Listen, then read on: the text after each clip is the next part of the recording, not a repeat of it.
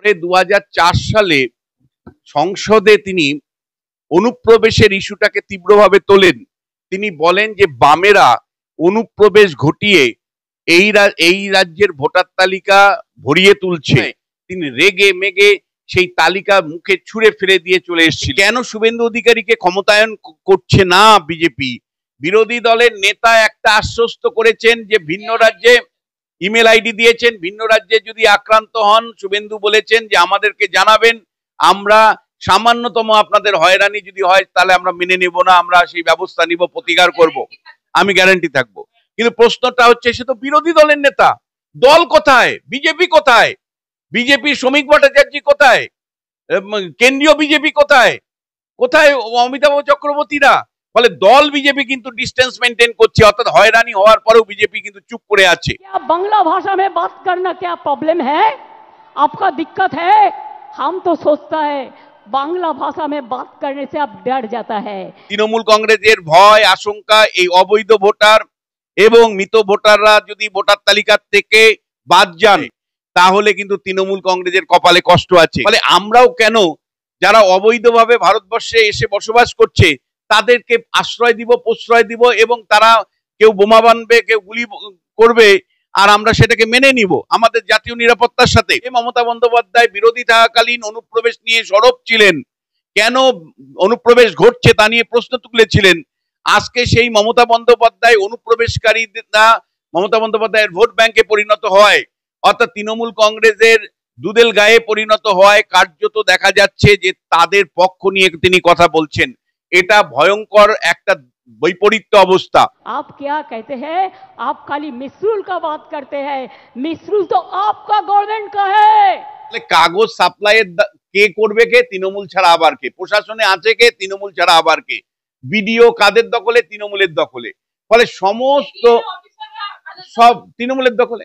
ফলে মিনিটে মিনিটে কাগজ তৈরি হবে। ফলে ইলেকশন কমিশন পশ্চিমবাংলায় এসে কিচ্ছু করতে পারবে না, কাজকলা করবে।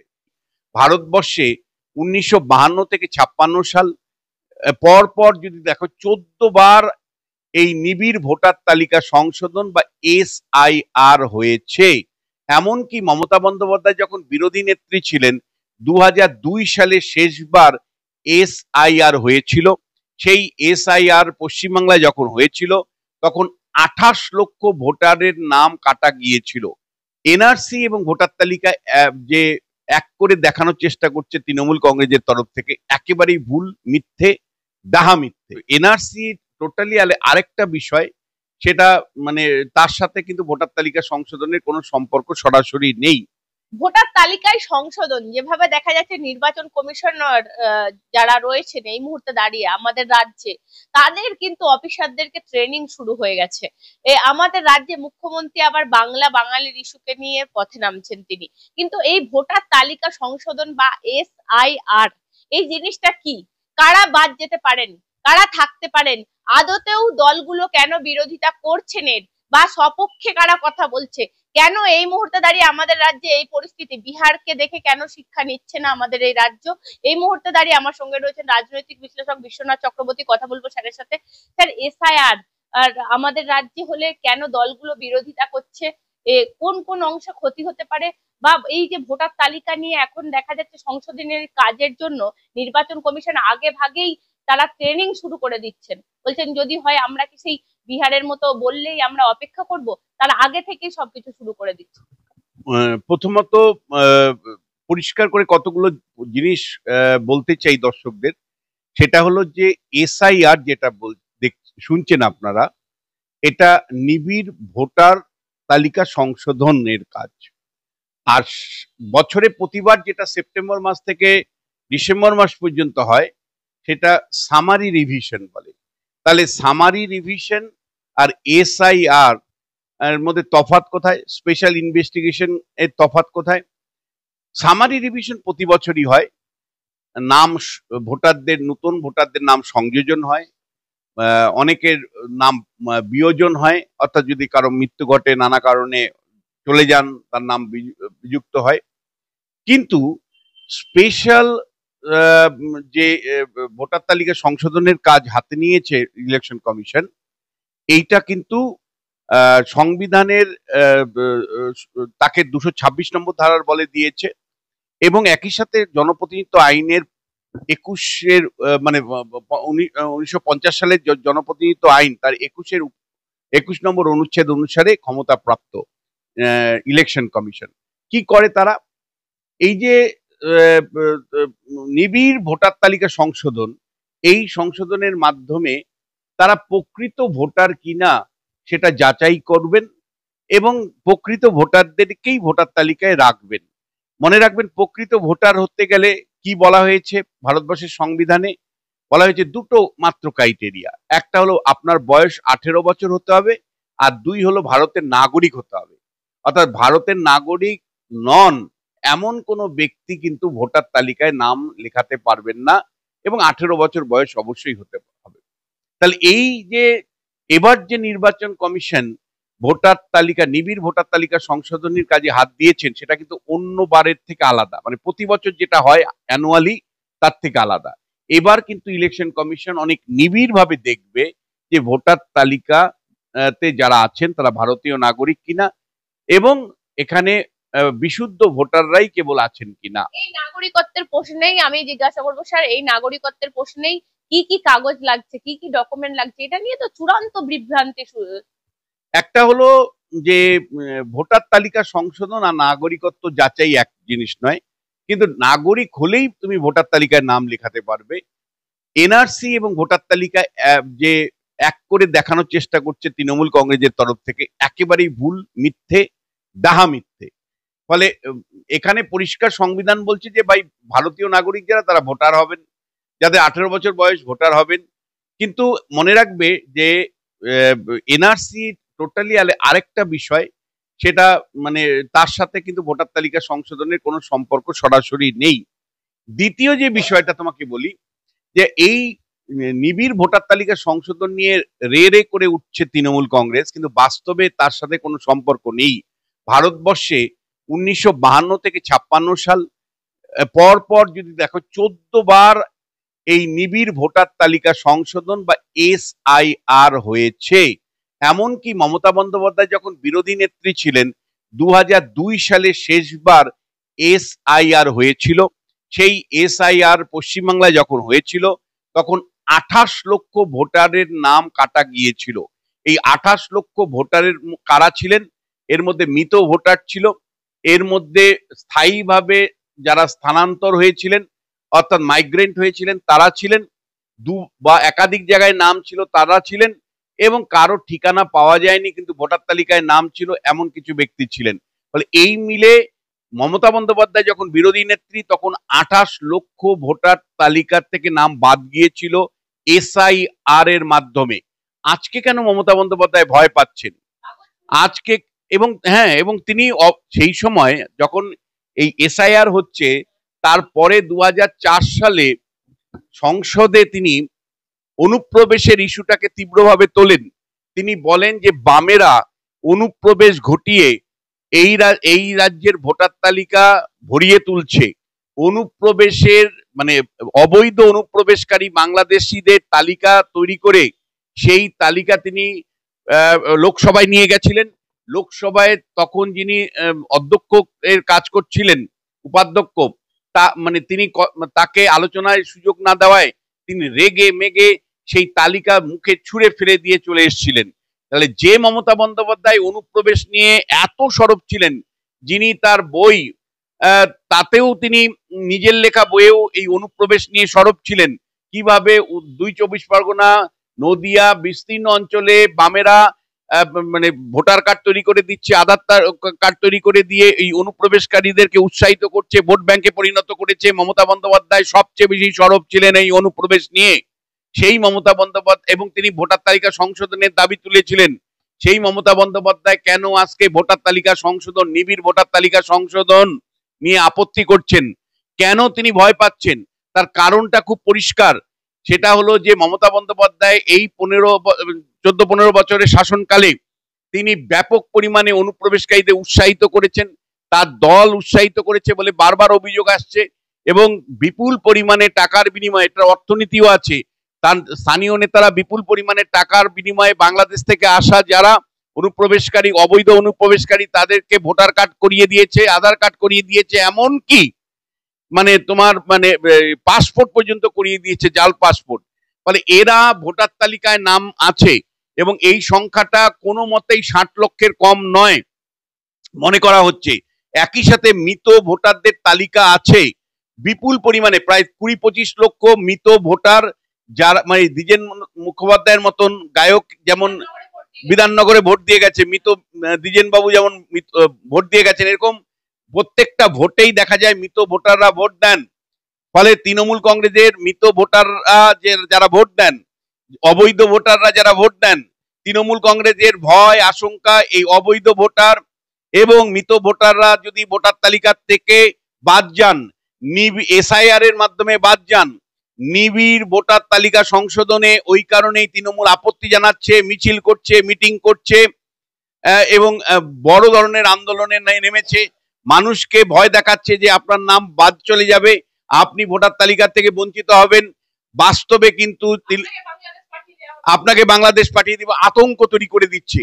ভোটারদের এই যে ব্যাপক পরিমাণে আতঙ্ক তৃণমূল কংগ্রেস তৈরি করছে তার নিজের স্বার্থের জন্য, কেবলমাত্র এই বেনজল ভোটারদের, অবৈধ এবং মৃত ভোটারদেরকে রক্ষা করবার জন্য যে তৎপরতা, তার কারণটা হলো যে তৃণমূল কংগ্রেস জানে যে এই মৃত এবং জাল ভোটাররা যদি নিবিড় ভোটার তালিকা সংশোধনের মাধ্যমে বাদ হয়ে যায় তাহলে কিন্তু তৃণমূল কংগ্রেসের কপালে কষ্ট আছে।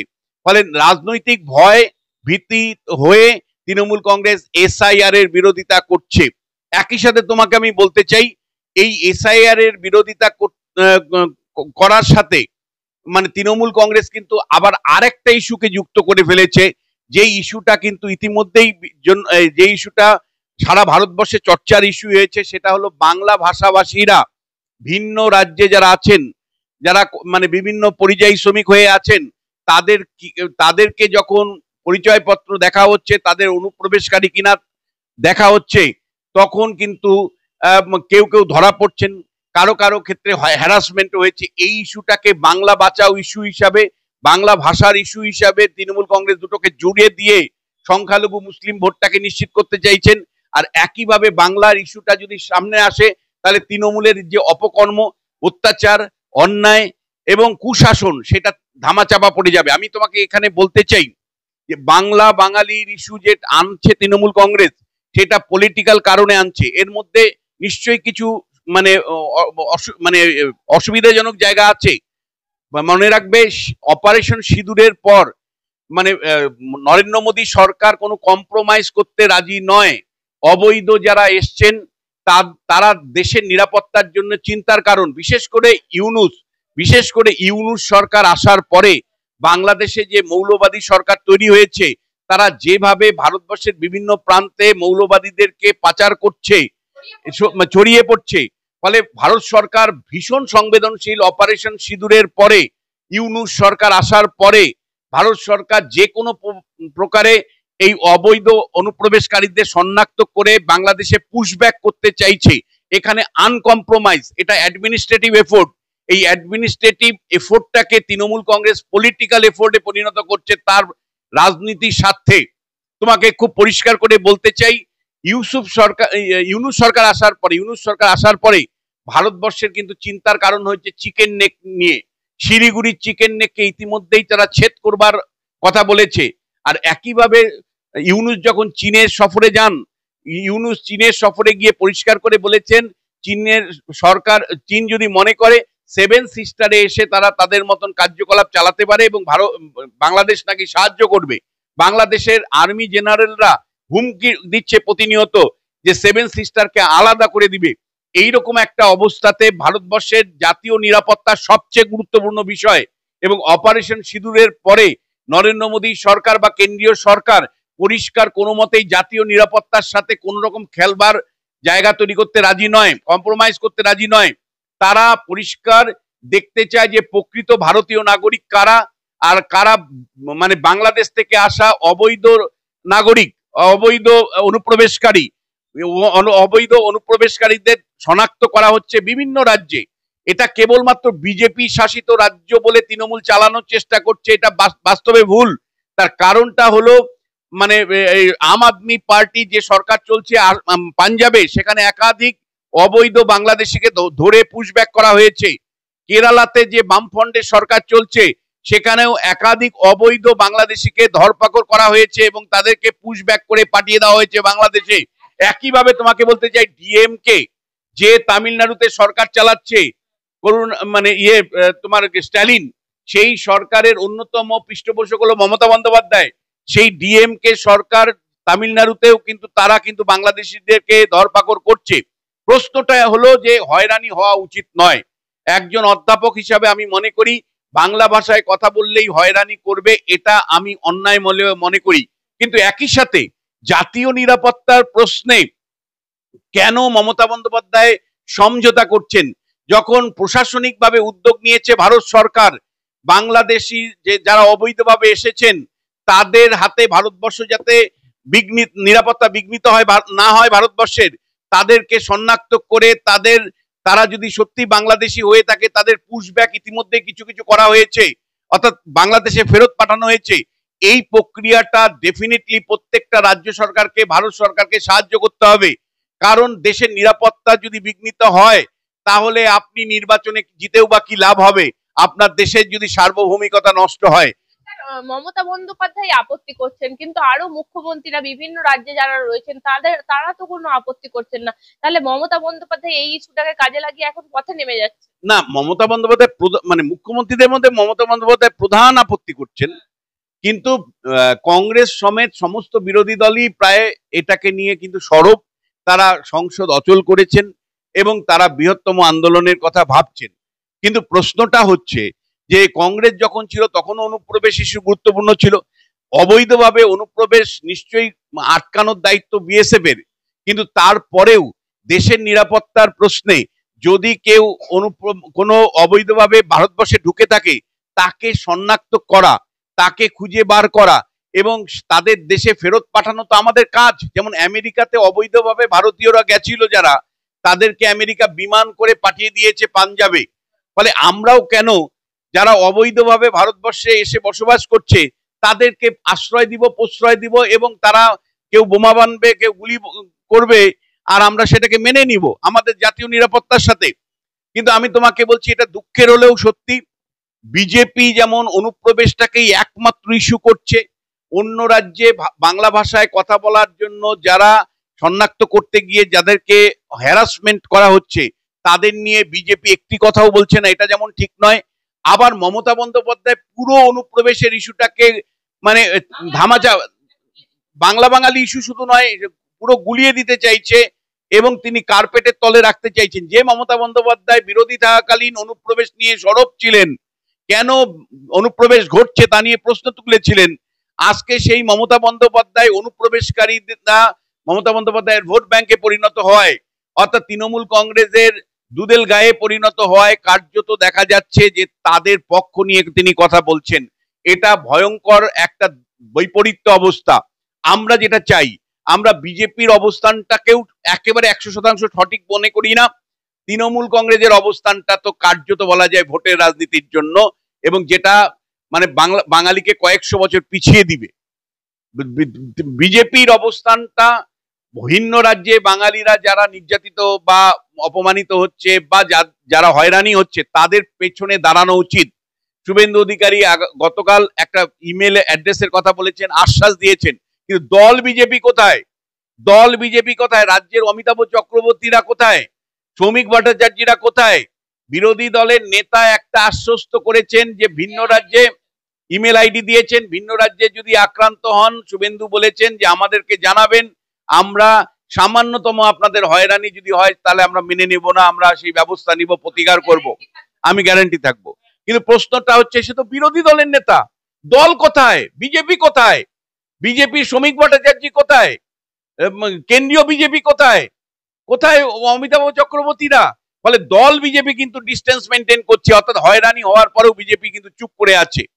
দ্বিতীয় যে বিষয়টা, মমতা বন্দ্যোপাধ্যায় যেভাবে অনুপ্রবেশকারীদেরকে উৎসাহিত করে পশ্চিমবাংলায় অর্থনীতিটাই ধ্বংস করে দিয়েছেন, এবং যেভাবে অনুপ্রবেশকারীরা বিপুল পরিমাণে পশ্চিমবাংলার ভোট ব্যাংকে পরিণত হয়েছে, মৃত ভোটাররা যেভাবে ভোটার তালিকায় রয়ে গেছে, এইরকম অবস্থায় যদি নিবিড় ভোটার তালিকা সংশোধনের কাজ শুরু হয়, তারপরে কিন্তু আরেকটা সমস্যা ইলেকশন কমিশনকে সম্মুখীন হতে হবে। মনে রাখবে ইলেকশন, এটাও তোমাদেরকে বলে যাই তোমার চ্যানেলের মাধ্যমে, যে ইতিমধ্যে কিন্তু ইলেকশন, এটা পশ্চিমবাংলায় নিবিড় ভোটার তালিকা সংশোধন হবে কিনা প্রশ্ন না, ইলেকশন কমিশন 25 তারিখের যে চিঠি ইস্যু করেছে তার 10 নম্বর পয়েন্ট আপনারা দেখবেন পরিষ্কার করে বলেছে বিহারের পর সারা দেশেই এসআইআর চালু হবে, অর্থাৎ পশ্চিমবাংলাতেও চালু হতে যাচ্ছে বা চালু হওয়ার প্রক্রিয়া শুরু হয়েছে। তারই পার্ট হিসাবে কিন্তু গতকাল আপনারা দেখলেন যে চিফ ইলেকটোরাল অফিসার একটা প্রশিক্ষণ শিবিরের আয়োজন করেছিল বিএলও, অ্যাসিস্ট্যান্ট এআরওদেরকে সঙ্গে নিয়ে। কিন্তু প্রশ্নটা হচ্ছে মমতা বন্দ্যোপাধ্যায় মানে যেভাবে বিহারে নীতিশ কুমারের সরকার সহযোগিতা ইলেকশন কমিশনকে করেছে, মমতা বন্দ্যোপাধ্যায় কি করবে? আমার কিন্তু ব্যক্তিগত অ্যাসেসমেন্ট যে মৃত ভোটাররা থেকেই যাবে, অবৈধ ভোটাররা থেকেই যাবে, কারণ ন্যাশনাল ইলেকশন কমিশনকে এই কাজ পরিচালনা করতে হবে রাজ্যের প্রশাসনের উপর নির্ভর করে।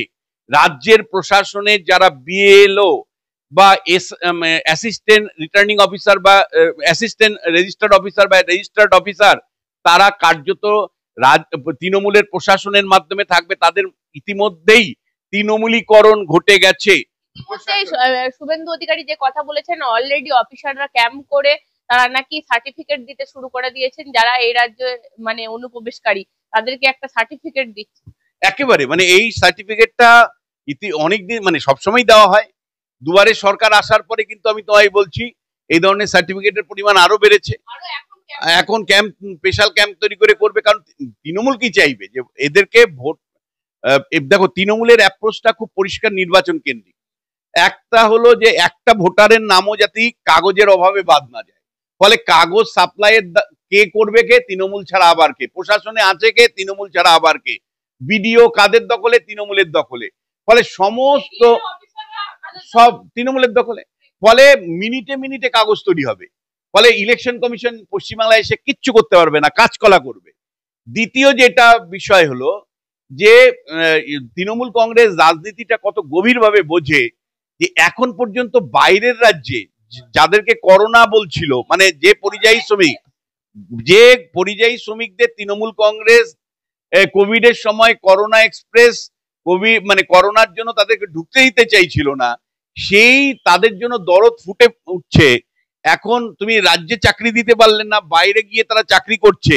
এবার বাইরে তাদের নথিকরণ করা, তাদেরকে বলা হচ্ছে তৃণমূলের তরফ থেকে, মানে যে ভাই তোমরা পাঠাও, তোমরা ভোটার আই কার্ড পাঠাও, তোমাদের ভোটার আই কার্ডে আমরা মেলাবো, যদি কোনো বাদ যায় তাহলে বৃহত্তম আন্দোলন যাব। আমি বলছি যে তুমি তৃণমূলের সমালোচনা করতে পারো, কিন্তু ভোটের রাজনীতির জায়গা থেকে তৃণমূল কংগ্রেস যে কয়েক যোজন এগিয়ে খেলছে, এটা বিজেপি বা সিপিএম এর বোঝার মতন ক্ষমতা নেই। পথে নেমে গেছে বাংলা বাঙালিকে, কোনো লাভ হবে না, কারণ ওরা তো উদ্যোগ নেই।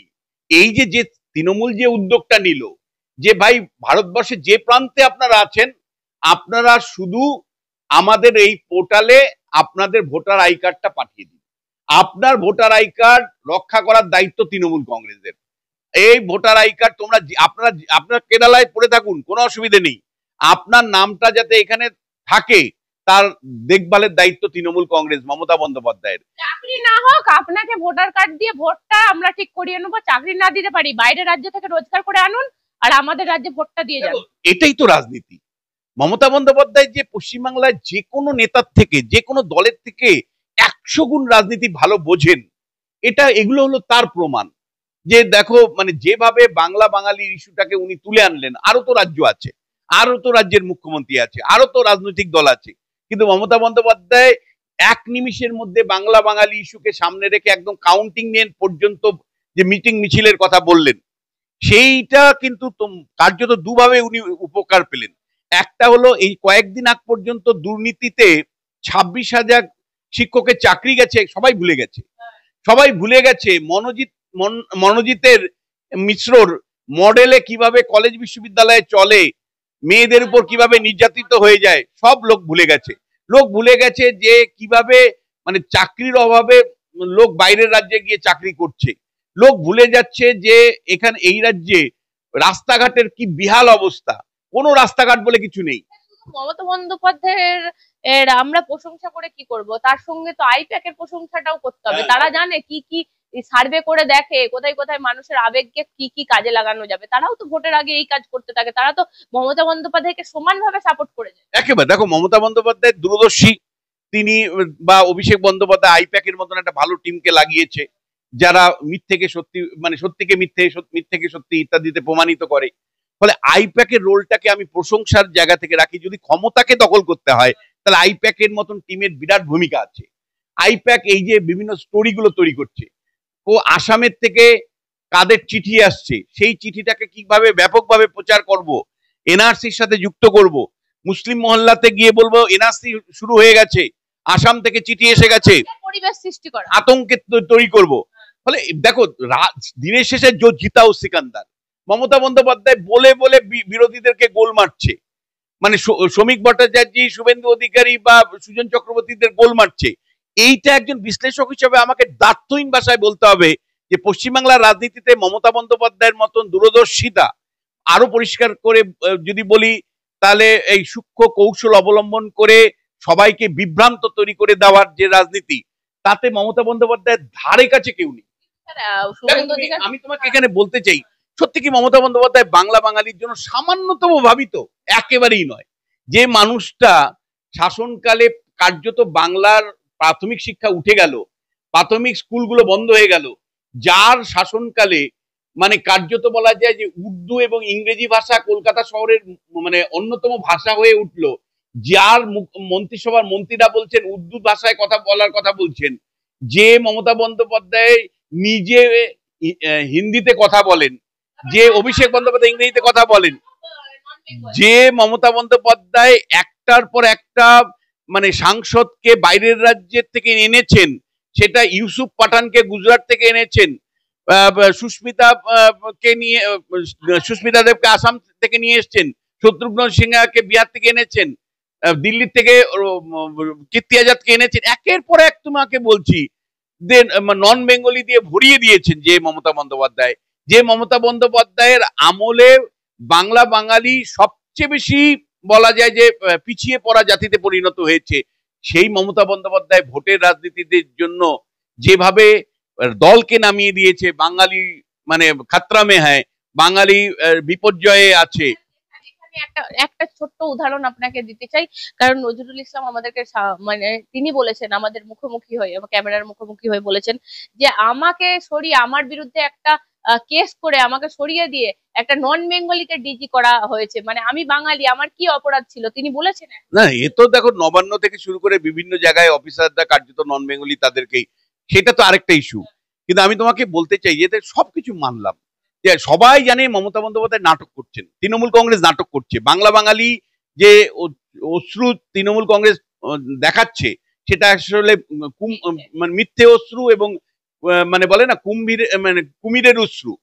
ফলে কুমিরের অশ্রু সবাই জানছে যে মমতা বন্দ্যোপাধ্যায় ছলনা করছেন, তার বিরুদ্ধে তার সরকারের বিরুদ্ধে যে অভিযোগগুলো সেগুলোকে ধামাচাপা দেওয়ার জন্য বাঙালি ইস্যুটাকে সামনে নিয়েছেন। কিন্তু প্রশ্নটা হচ্ছে, দেখো এটাই সবচেয়ে ইম্পর্টেন্ট রোজিনা প্রশ্ন, যে এইটা বিরোধীরা কেন বুঝতে পারছে না? বিরোধীরা কোথায় রাস্তায়? আজকে শনিবার, আজকে সারা পশ্চিমবাংলা জুড়ে তৃণমূল কংগ্রেস মিছিল করছে, বিজেপি তো মারা গেছে, বিজেপির মিছিল কোথায়? কাউন্টার, তুমি তো কাউন্টার, বিজেপি তো কাউন্টারটা বলছে যে ভাই এখানে অনুপ্রবেশ।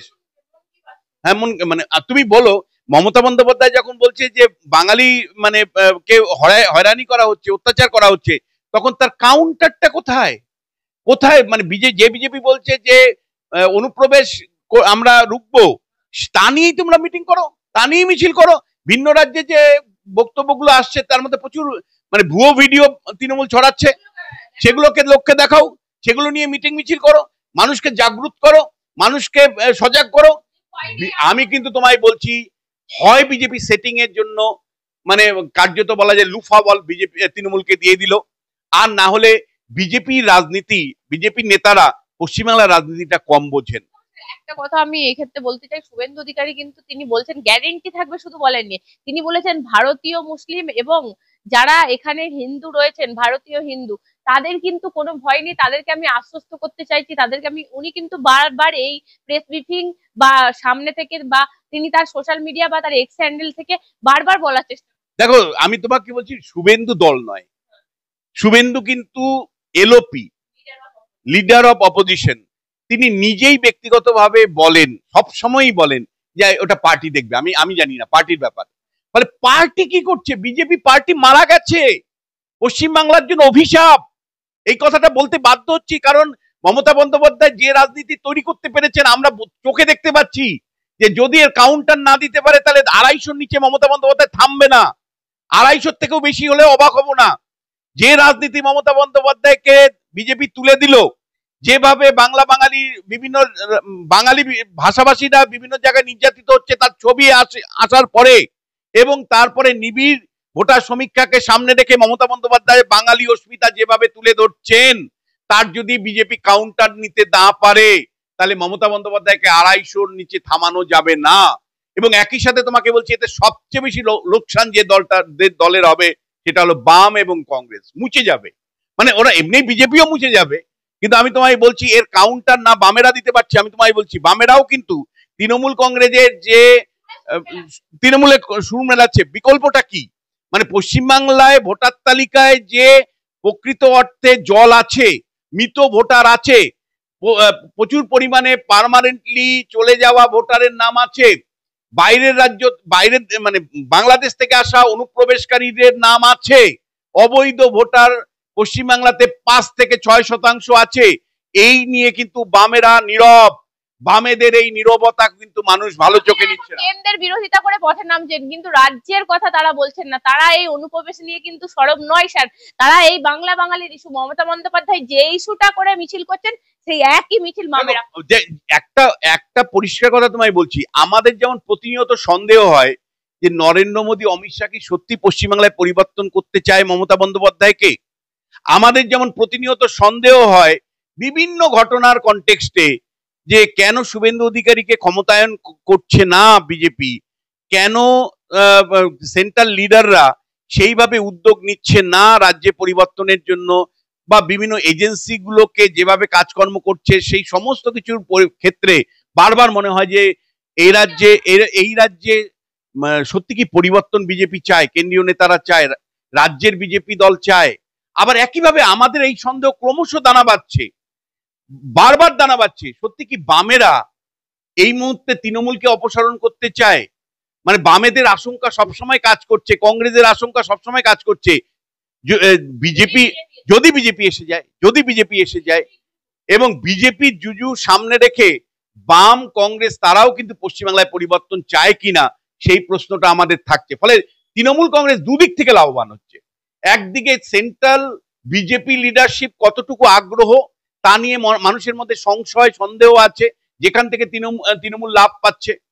আবার একইভাবে মানে বিজেপিকে আটকানোর নাম করে বাম কংগ্রেস যেভাবে তৃণমূল কংগ্রেসকে ছেড়ে রাজনীতি করছে বা তৃণমূলের বিরোধিতা করছে না, বা এত বড় সংগঠন থাকা সত্ত্বেও মোহাম্মদ সেলিমরা রাস্তায় নেমে তৃণমূলের বিরুদ্ধে আন্দোলন করলো না গত 5 বছর, সেখান থেকেও প্রশ্ন আসে যে সত্যি কি বামেরা বিকল্প সরকার দিতে চায়। ফলে দেখো, দিনের শেষে আমরা যেটা আশঙ্কা, আমাদের তৃতীয় নয়ন থেকে আমরা যে প্রশ্নটা তুলতে চাই, যে সেটা হলো গত 5 বছর শুধু নয়, 15 বছরে রাজ্যের একের পর এক ব্যর্থতার পরেও এই সরকার যদি, বা এই তৃণমূল সরকার যদি আবার 250-র বেশি আসন নিয়ে ক্ষমতায় আসে, তাহলে চতুর্থবারের পরে পশ্চিমবাংলায় কিন্তু মিডিয়ার স্বাধীনতা বলে কিছু থাকবে না। পশ্চিমবাংলায় কিন্তু মানে তৃণমূল কংগ্রেসের যারা বিচক্ষণ ব্যক্তি তারাও ঈশ্বরের কাছে প্রার্থনা করেন যে বিরোধী অন্তত 100টা থাকুক, তৃণমূল ক্ষমতায় আসলেও বিরোধীরা যাতে 100টা থাকুক, অন্তত পক্ষে গণতান্ত্রিক মিনিমাম পরিবেশটা থাকুক। আর যদি তৃণমূল 250-র কাছাকাছি আসন নিয়ে ক্ষমতায় আবার আসে, তাহলে কিন্তু আমি বলছি সেদিন পশ্চিমবাংলার গণতন্ত্রের সলিল সমাধি ভোটের কাউন্টিং দিন থেকেই শুরু হবে। 21-এর নির্বাচনের পরে যেমন মানে 5 দিনে ভোট পরবর্তী সন্ত্রাসে 5 দিনে 54 জন মানুষের মৃত্যু ঘটেছিল, যে সন্ত্রাসের বাতাবরণ পশ্চিমবাংলায় তৈরি হবে তৃণমূল ক্ষমতায় চতুর্থবার আসলে, যে দলাদলির মানে অবস্থা তৈরি হবে, যে দলীয়করণ প্রশাসন থেকে শুরু করে সর্বত্র ঘটবে এবং অরাজক পরিস্থিতি তৈরি হবে, সেটা কিন্তু অনেক অনেক গভীর কালো। অনেক অনেক গভীর অমাবস্যার থেকেও অন্ধকার মনে হবে। আমি সেই কারণেই ভীত, সন্ত্রস্ত যে বাংলা বাঙালির মতন ইস্যু বা নিবিড় ভোটার তালিকা সংশোধনের ইস্যু তৃণমূল যেভাবে ব্যবহার করছে আর বিরোধী রাজনৈতিক দলগুলো যেভাবে চুপ হয়ে আছে, তার থেকে পূর্ণ সুবিধে নিয়ে তৃণমূল কংগ্রেস একটা সংখ্যাগরিষ্ঠের অত্যাচারী সরকার তৈরি করবে না তো।